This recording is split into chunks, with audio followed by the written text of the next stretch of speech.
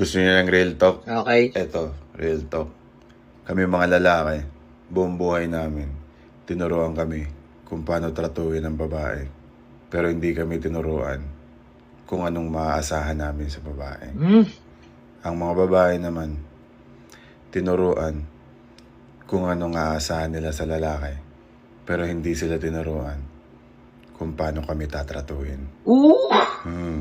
Real talk ba? Real talk nga, Ray! Dito may babae nag-comment. Sabi niya, hindi tinuro sa mga lalaki kung ano ang aasahan nila sa mga babae. Kasi nakadepende sa pagtrato nyo sa babae, ang pagtrato nyong makukuha sa mga babae.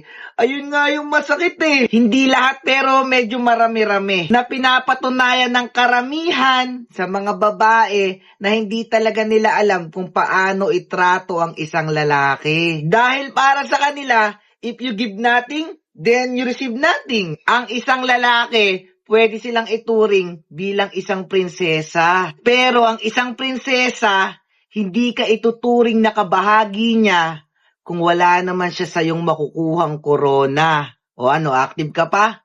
Aray!